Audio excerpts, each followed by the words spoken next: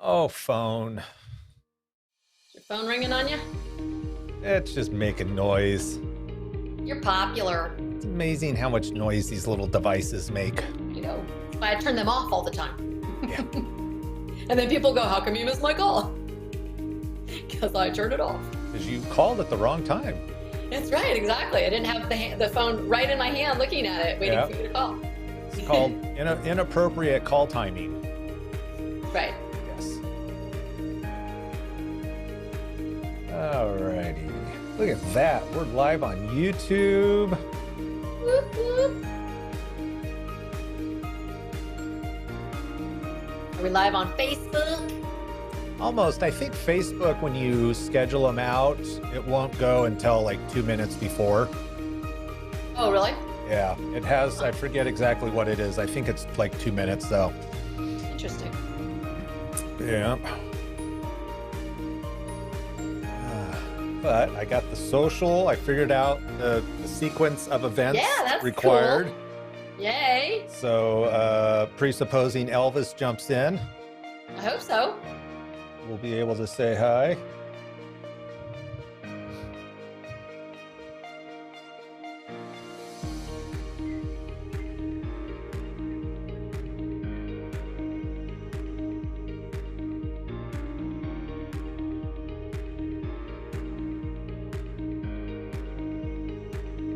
Three o'clock, I had to make a mad dash to Taco Bell to get some food. I was starving. Starving, I tell you, starving. I had leftovers at 3 o'clock this afternoon. All I had. Well, and then with the move, I turned my fridge off so it can start defrosting here. What? No ice for the Mountain Dew?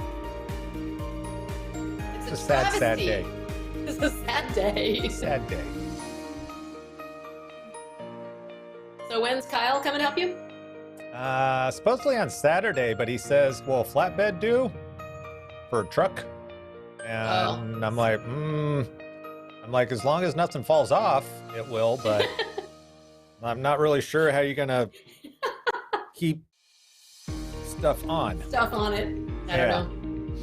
So I'll touch base. Otherwise, I'll have to go to like someplace local and just rent a truck. Bummer. Yeah. Although I wonder if I have to. Anybody with the truck? Anyone? Yeah, Sonoma County. One day only. We'll do a live show for you. Yeah. We'll make your truck famous.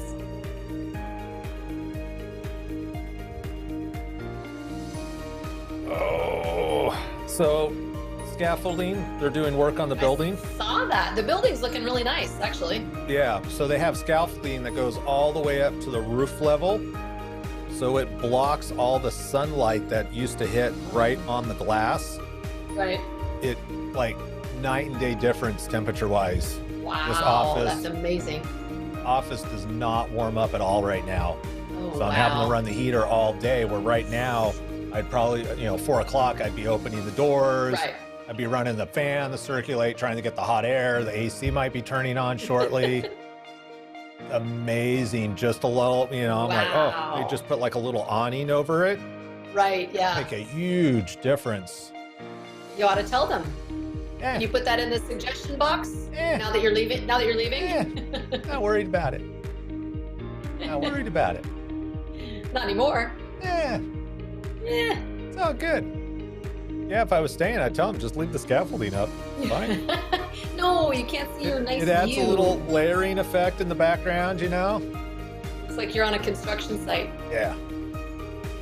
Yeah, I should get it. I have an orange vest at the house. I could bring an orange vest, wear it during the show. There you go. Authentic.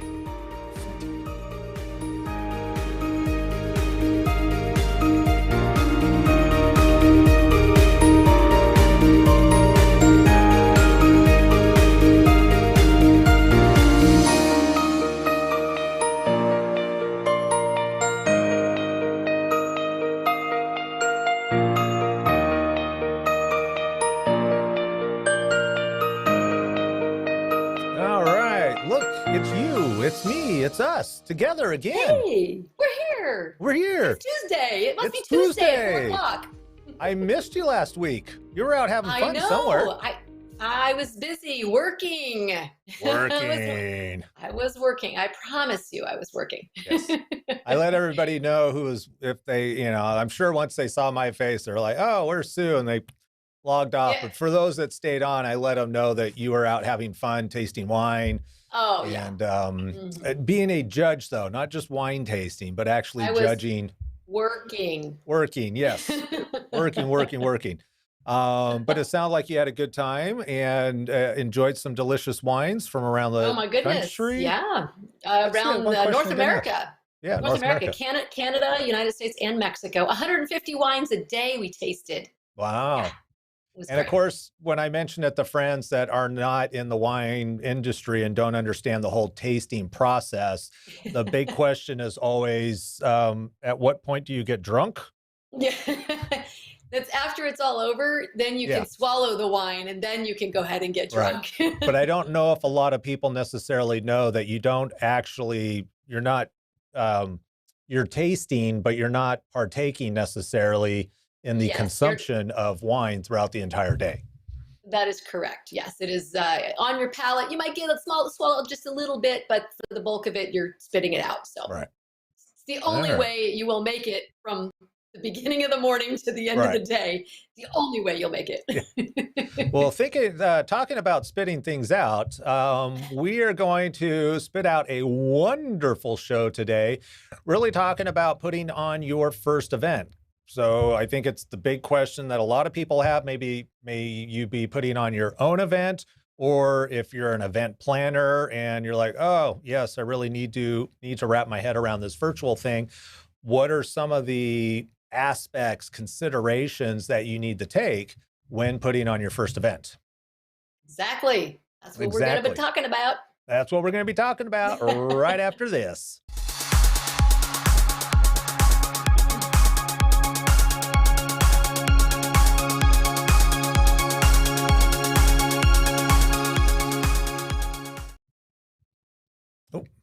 Well, that was a little weird. Where'd we go? Where'd we go is a great question. What happened there? Where'd that even go to? Ooh, technology. We love that. Technology. That's awesome. I have no idea where that went. Okay. Well, we're back now. Fun times. Yes. The joys of being live, right? You just got to kind of roll with it, don't you? Yes, exactly. We scared you all, right? You're like, oh my gosh. Oh, you know what I did? Because I changed it. Well, I changed it last week because it was just me. Oh, and then gotcha. I changed it back, but I went to the overlay, the picture itself. I did not go to the actual overlay with us in it. Well, that would be key. That would be key. I just fixed it. So next week we'll be set. No problems. We'll be set. So easy peasy. Really, people, we're professionals at this. And the reality is professionals make mistakes all the time. All you have to do is watch a football game, and there's plenty of opportunities for professionals making mistakes. Happens all the time. And I don't mind making them on our show. So it doesn't bother me. It's like, nah, it's okay. Yeah. It's just our show. For our clients, we really don't want to make mistakes. Yep. Practice, test, practice. Absolutely. Yeah. So before we actually get into the show itself, I thought we might kind of announce some changes happening with V Livecast. It's exciting for me. Is it 13? I think I've been in this building since 2013. If I'm not mistaken. So I've been here a little while, and I've been in this specific office for I'm not sure how many years, but I've done a lot of recording, a lot of live broadcast, a lot of things from this office with the beautiful view back here, which right now you'll notice there is Scaffolding. Thank you. I always forget the words when I need to use them.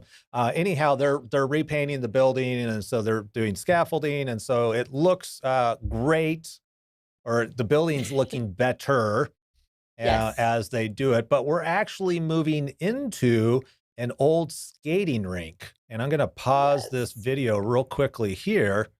And this background image is the original painting, if you will. Painting's not the word I want, though. What's the word I want, Sue? Mural. Thank you. It's original mural from 1977. There's actually a date in the bottom left-hand corner I noticed the other day, but from the skating rink itself. So I'm really excited about that. So if you happen to see this new background in future videos, that's why. But much larger space, and it's going to be nice because we'll have a dedicated space for video production, training, all of that type of fun stuff. So big move is going to be this weekend, and hopefully next Tuesday, I'll actually be broadcasting out of the new location. So super excited about that. Yay. I know. I'm excited too, having a little bit more space, little room to move, little elbow room. We might end up in the same building at the same time. I don't know. Yeah. Who knows? Yeah. So it's such a much shorter drive too from the house for you. So it'll definitely be much easier. So super excited about that. Oh, thank you, everybody. Thank you. And but for the show today, let's talk about some of the things that we've learned over the, I almost said years, over the year that we've had the pleasure of just talking to a lot of people, working with a number of people, and just kind of understanding the concepts of and even logically the steps that you need to go through, because if you are just thinking about this over here, but you don't take an account for this, you may end up trying to put a square block in a round hole, and that's really not going to work. Exactly. So, kind of from the get-go, it's the first question is really, what is the goal of the event? Is this to raise money if you're a nonprofit? Is it to do a little entertaining? Is it to provide some information or education? What's the goal? What's the end goal for this event? When this event is over, looking forward, what will you have wanted to achieve by having this event? Is it for brand recognition? Is it just to educate? Is it an internal event for just your team? Is it open to the public? All of those things, kind of thinking forward after that event is over. What's my goal? I need to start there. I need to know what the end game is. So let's start there. What's the goal? That's definitely number one. Yeah, and I would even say with that is, once you have that goal in mind, is then understanding who your audience is. So because if your audience, and part of it is what technology are they going to use? So if you're going to do a live event, does it make sense to live stream to Facebook as an example versus YouTube versus a private event, where maybe you don't want the public to be able to see it, but you just want to embed a video. And then also part of that I think is really key is going to be, what type of interaction do you want the audience to have with either the participants who are actually going to be speaking or the event itself? Right, exactly. And talking about what's the vision for it too? When you talked about the goal, but kind of your vision, keeping in mind your audience. So, I was kind of like, okay, if it's a conference of dentists or orthodontists or something like that, does it really make sense to have, a guy playing a guitar up on stage? Well, maybe, I don't know, if the guy's a dentist and they want to showcase him. Maybe, or maybe it's a Spanish flamenco guitar and he's just really entertaining. It could be, but really knowing what the goal is like, is that really the goal, is to entertain this group, or is it to educate, connect? What are all of those things? And like you said, how do you want the audience to engage with you? There's several different ways you can think about that. Is it just a static viewing, kind of like as we watch TV, a TV show? Do you want them to be able to text, chat, ask questions, interact in some way? Do you need to see them on video? Do you need all of your participants to be seen on video? So how do you want that audience to interact with you for this event? What's going to make the most sense for your audience and for that end goal and that vision? All right. And the key reason why is it's really going to dictate what platform that you're going to use. So if you have a lot of people, you need a lot of engagement, Zoom, and you don't have a budget, Zoom may be your best solution. And you just have to realize it comes with a lot of limitations. However, for the right event, it also has a lot of great opportunities. You could push people into breakout rooms if you wanted to. And if it's kind of a corporate structure where you don't need to entertain, or, and when I say corporate structure, like an internal, so maybe it's an internal business meeting where you don't need the branding. But if you're going to have people pay to be sponsors or, pay in general in order to create some visibility, then you may want to incorporate some branding like we have with this show to really let your sponsors know that, hey, we really appreciate, we want to give you some visibility. Right. And that's also, reinforcing, especially if you are doing an event as a promotional event in some way, to have that memory recall of your own logo and your own colors and your color scheme, that people go, oh, yes, I know this is a V Livecast show because of the colors and the logo. Granted, we don't have our logo. Well, we have our logo down at the bottom. We got it. We got it in there. We got it. It's in there. We got it in there. But hitting home that branding piece as well, so that people are saying, oh, yeah, I'm seeing all of this. I'm putting it all together. And I feel like this is a professional show or event, rather than just a Zoom call that feels a little more informal, if you will. And like you said, not really the opportunity to do a lot of branding in a really professional way with Zoom. So correct. And Zoom, we've talked about it a lot of times, that there's people associate Zoom with meetings, and meetings are boring. Yeah. So if you're going to put something out on Zoom, it's, there's going to be a perceived notion of what this event's going to be about. And there are ways of incorporating Zoom into events that still have the branding. So if you want to have like a main keynote speaker being able to speak to a group of 100, 300, 500 people and be able to have dialogue between the two, there are ways of marrying those two components together. And then another one is going to be chat, and chat in the sense that, does it make sense for the participants, one, to chat between themselves? Would you like to have that engagement with the audience? And then two, are you going to be doing something where maybe they want to ask questions?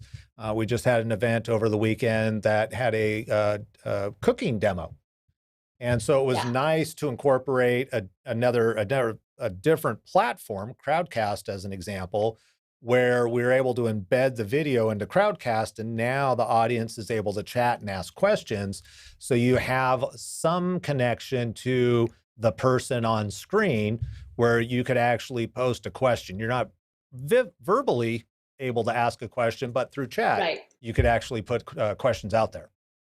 Exactly. And that's a great way to keep your people engaged. And one of the things that our folks did too on this one was they were answering questions live during the demo, but they also had a team of people, experts, that were answering questions in the chat as they went. If it didn't make it to the live airing on the show, but they were still getting their questions answered in that chat by the experts. So that's really a good way to keep the engagement, make sure people feel like they're being heard, even if you're not necessarily getting that question answered on screen. So lots of different ways to do it.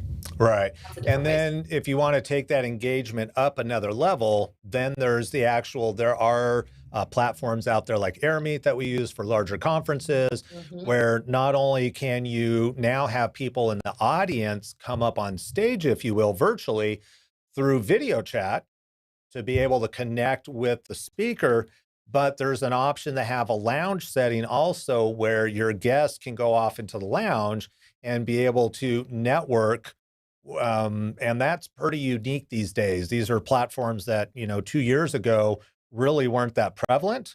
And because of the situation that happened last year, It's really pushed some really brilliant minds in going, okay, how can we virtually bring people together?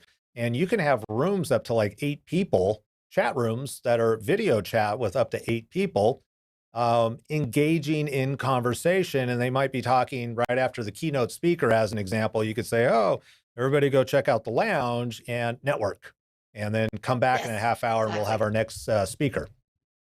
Right, exactly. And this is all, all of these things, all these different, techniques that are offered. You're going to need to know what that goal is, who's the audience, how you want to engage. That's going to determine what type of platform you're going to choose, because there are a ton of them out there. Yep. And, some of them are similar. Others offer other, different bells and whistles and things like that. So kind of knowing, kind of what you'd like to do. And then that way you can figure out, okay, now what tool do I get to use in Right. order to pull that event off, basically, in the way that you have it envisioned in your mind. Right. Yeah. And if you So, have questions about platforms or thoughts that you have, feel free to leave those below. More than happy to get to those, answer those, may it be now or may it be in the future. And mhm. as usual, we have always Elvis is checking Yay. in. So thank you, sir. Always appreciate Thank you, that. Elvis. Yay. Yeah, I would love to hear, if people are using different platforms, would love to hear what you are using, and if you're liking it or if you're looking for something different. So definitely want to hear what you guys are up to in the virtual world right now, because like I said, lots and lots of different tools out there. So it's interesting to find out what people are using and what kind of success they're having with them. So definitely want to hear that. Right. So we talked about your goals, your vision, your audience, and then figuring out what kind of tools that you're going to be used, what type of platform is going to best serve your needs. We always talk about plan ahead, planning as far in advance as you can. I think there's maybe a little bit of a misconception that just because we're going virtual, oh, it's really easy and you just go and it's Yeah. no problem. Just When we wing were it. doing when we were doing, in-person events, and you talk about some of these bigger events, they've been planning them for a year. And there's a reason for that, because there's Right. a lot of moving parts. And a lot of times people don't necessarily realize there are still a lot of moving parts with a virtual event that need to be planned. And number one, our big thing is tested and tested again. And is this technology working? Let's test that. Let's test this. Is this what we need to do? So you need time to do that. I know a lot of times people say, well, we'll just figure it out a couple days before the event. And then what we find out is like, oh man, we got to change a bunch of stuff, or we got to do this, or this didn't work the way we thought, and now we have Right. to figure out a different solution. So it really, that pre-planning is key. If you are thinking about having an event, virtual event at this point, give yourself a couple of months. And I know that sounds like a huge lead time, but you really are going to need it in order to, number one, have a successful event without glitches. Number two, it takes the pressure, we hope. It takes the pressure off of you and off of us, so that when it comes to virtual event day, everybody really can enjoy themselves, not stress about it, no, feeling confident that everything is going to Right. work out perfectly, because we've tested it and we've figured everything out ahead of time. We found all the little hiccups that may have presented themselves way in advance and been able to accommodate those. So Yeah. And the yeah, place to planning. start is having that run of the show that we've talked about quite a bit. So down in the Yes. chat, I'm going to go ahead and add links to a template that we have for Yep. run of the show. Mm-hmm. I almost hit the end live video because it was right under the text Oh, don't chat. do that. Don't do that. A little dangerous proposition there, Facebook. So anyway, I've gone ahead and added that link. So if you're kind of curious what a run of the show is, it's exactly what Sue was just talking about, that you actually have step one, step two, who's going to open up? Is it one person? Is it 2 people? Who's next, as an example? What type of overlays, if you're going to use it, all that information is going to be on this run of the Mhm. show. And then one of the changes that we've done recently, just because people like to wait till the end. It's like I use the marriage as an analogy, and I think I need to find a better one because I'm sure there's all kinds of connotation with marriage, but it's kind of when you show up to the altar, it's like things get real at that moment, right? Real fast. Real Yes. fast. So I've been told. I've never, but understanding human behavior, it gets real. So when you have a show and you've set it out 2 months ahead of time, oh, we got time. And then it's like, we got time. And but hey, we actually need we got time. And then it's like, oh crap, hey, the show's tomorrow. Maybe we should do a rehearsal. By the way, those 5 images that we were supposed to get you, we're sending out emails again. So if you can push those dates back and give yourself enough buffer time and just make those hard dates for you, your staff, anybody else that's involved, it's going to make it much less stressful down the road because and getting to what I was saying earlier is that one of the things that we've implemented is we do just a run through of the show. So it's not a rehearsal, but now with clients, before we actually do a rehearsal, we have a dry run of the show where we get everybody on a Zoom call and we kind of step through all the different steps, because a lot of times what sounds good on paper that you've put down on the run of the show, once you start, maybe that's not the right transition. You get to work all that stuff out before the actual rehearsal, which is huge, because then you're not, people aren't as confused. There isn't some frustration, and it just goes smoother when you do the rehearsal because everybody's already kind of talked about and talked through the run of the show. Oh, this is how I'm going to hand this over to the next MC as an example.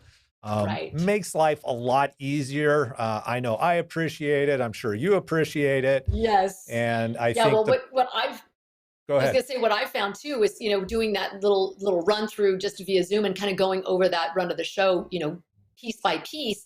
It's also the perfect way to identify certain areas in your script. A lot of times people wait till the last minute to write their script. Oh yeah, we'll write the script. Yeah, we're probably going to talk about this. We're probably going to talk about that. And oh yeah, we got to cover the sponsors. Yeah. Okay, we're going to do that.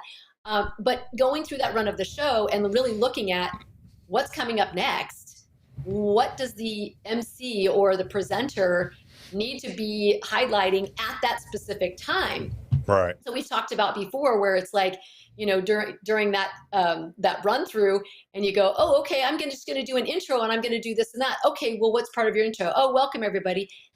How about, let's not forget, hey, coming up, keeping people excited. Again, this is showbiz. We call it showbiz because it is virtual. It's different than an in-person event, much, much different.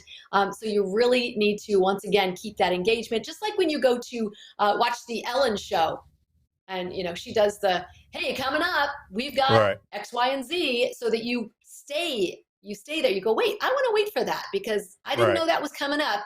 I'm going to stay here and I'm going to keep watching. Right. I want to see that. And when you have the whole group together, you have that, multiple minds, 1 mind, 2 minds is better than 1, 3 minds is better than that. And people are going to be, hold it, what about, and if you got sponsors and figuring out, it's like, hold it. Oh, I thought I was going to say this at this time. When you have the collective together, you work out so many things. And always Elvis actually has a question here. He wants to know if rehearsals for a virtual concert. Are you planning on doing a virtual concert? Always, Elvis. Yes, he is. Should it be recorded each time for best perfecting what the viewer would see, or do 2 virtual dress rehearsals? Not totally sure on the question. I think I know the question, or I think I understand the concept of the question. And I don't know about you, Sue, but I would say that the more you can block things out, the better off you're going to be. So as an example, if you've got a microphone here in front of you and the camera person knows, okay, this is where he's going to sing, but you also have a second point and it's like, hey, if I'm going to also go over here and stand on this thing as an example. you want to be able to block that out. So one, the cameraman knows where you're going, and two, that there aren't line of sight issues. You know, maybe there might be a pole in the way or something. And so figuring that out ahead of time is going to be very beneficial. And it's not like you need to do a live dress rehearsal, but you do need to block things out. And as with most things, once you practice a couple of times, a lot of this just becomes second nature. Yeah, and that's kind of what we would consider.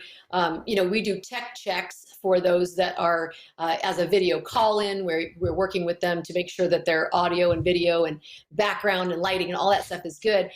For an on-site, so say, Elvis, if you're going to be in, like Sue's backyard or something like that, we can do an on-site tech check where, we're going to be setting up those cameras, like Ryan said, where are the cameras going to be?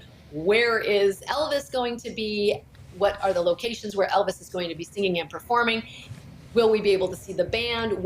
How far can we go with the width of our cameras? Where would the band members be? All of those things. So that's kind of that pre-tech check on site. Doesn't necessarily have to be recorded. And I don't know that we're, obviously prior to the event, just like a live event with music, little sound check, that type of thing, and last minute checks prior to going live. Right. Yeah. And if you think about it, the other thing, if you do like live show commercials, those types of things, they actually mark out on the floor where the talent's going to be. And even if it's from point A to point B, that is all marked out. They choreograph it ahead of time so that they know exactly where to be. Which again, it allows for things to look smoother. And, same thing, let's say you've got a guitar solo in a song. Well, if the producer who's switching between cameras, assuming you have multiple cameras, if the producer knows there is a guitar solo coming up and it's been marked out in the run of the show, it allows that person then a better opportunity to make sure that the secondary camera is set so that when the person starts in the guitar solo, you click a button, we fade, and it just looks better versus, oh, look, guitar solo. Yeah. Yeah. And that's all a little bit of that planning and just having the planning. And again, once again, we hit this home, with the planning and the run of the show, because it's show business and you want it to be as professional as possible, especially if you're spending any money with, a team that's going to be helping you, or any special platforms or special cameras that you've gotten. There's usually some type of monetary investment, and you don't want that to go to waste. You really want to maximize that and make sure that you're putting your best foot forward for that money that you're spending. So the pre-planning is key. Pre-planning. So once you know what the show's about, you pre-planned, you got the run of the show figured out. Now technology is going to become really important. So how many cameras do you need? How many mics? How are the guests, if you're going to have virtual guests, how are they going to interact with somebody who's on site? Because the person on site wants to be able to see and hear, and as does the guest. So figuring out that logistically, figuring out what technology you need, and then depending on how advanced it gets, is also mapping out the technology so that you know that, okay, I've got this for this person, this for this person. Then you have a checklist for your technology that you can run through so that you can then test, and make sure everything works the way you're expecting it to on the day of the event. So that's where having a rehearsal, ideally not an hour before the event, but at least a day or so before the event, is really beneficial, because again, you're coming off of a Zoom call as an example, especially if there's going to be in person, is then going, okay, now we're actually doing it the live with the transitions. We've got Joe over here doing this. Oh, wait, so-and-so can't hear Joe very much. Let's figure out what that audio issue is so that on the day of the event, everything works out. And part of that test is the tech check. So if you have people calling in remotely, is their internet signal strong? What does their camera look like? What's their audio like? So many people are used to using their notebooks on a Zoom meeting. And so typically they're on the desk looking up. So just, bringing the camera up to eye level, make sure you have lights on in front of you so that you're well lit and you can hear. All of that's really important. So on the day of the event, things run as smoothly as possible. Yes, absolutely. Yeah, the tech checks are key. I mean, that's one of the things we learned. We learned that early on, Yeah. not to just go in and be like, okay, yeah, people know how to use their camera. Right. Well, sometimes people don't know how to use their camera, or they're a little bit confused about the best way to use it or what they need to do. So yeah, those tech checks are key. All of that planning. That's all planning. All of that planning. And then it boils down to doing that dress rehearsal. Yep. Exactly. Yeah. Exactly. I think that's a pretty straightforward way to go with all of this. Just number one, get it done ahead of time as much as you can. Yeah. And then the other thing is just always understand that there's learnings that come from everything that we do in life, right? So following up, and if there's multiple people involved, I would do a post-mortem, as you like to put it. And, do that check-in as soon as possible so that things that are fresh on people's mind can come out. And then it's like, okay, make notes and then incorporate those notes into future events. Exactly. Yeah. I mean, we're, like you said, we're always learning. There's always something to learn in every single experience. And so, we just want to make them better and better so that our clients are happy, and we've got great portfolio pieces that look really good without any problems. Right. So speaking of learning, do we want to talk about Clubhouse at all right now, or? We do. So I know some people are on Clubhouse. It's kind of the newest thing, audio podcasts. It's all the rage. And if you're not on Clubhouse, it's an interesting concept that they've got. You actually have to be invited. Sounds very exclusive, but there are a handful of invitations out there. You only get so many invitations as a member when you join the Clubhouse. And there are amazing podcasts going on there where you can learn all kinds of things. We are going to be hosting our own Clubhouse tonight at 5:00, talking about how to rock your virtual events. Ooh. So if you're on Clubhouse, you want to learn a little bit more about, know somebody, maybe you want to refer them to come and listen. Right. That's what we're going to be doing. We're taking questions live. FYI, only available on Apple and iOS devices. This is correct. Yes. Poor Ryan, he has to use his iPad because he's one of those Android people. But look at that screen. Come on now. Have you seen an Apple device do that? No. I can't make it really. Go again. Oh well. You gotta be on Apple to be on Clubhouse, but an iPhone or iPad. But yeah, we're doing that at 5:00. If you guys want to join us, come find us in our little room, and we're happy to answer any questions and just talk about virtual events, have a little conversation, fun stuff. Perfect, fun stuff. All right. If I'm not mistaken, that's it for today's show. I think you are correct. All right, wonderful. We'll be back though next week. Ideally, I'll be in a new space, and I'll have had enough time to test being in a new space, and looking forward to having that. And I'm excited about getting on the old Clubhouse today. What, about a half hour? And right about a half an hour, we're going to talk some more virtual live streaming events. All righty, folks, that is it for today's show. Until next week, Tuesday, 4 p.m. Pacific Standard Time. We look forward to seeing you then. Take care. Bye.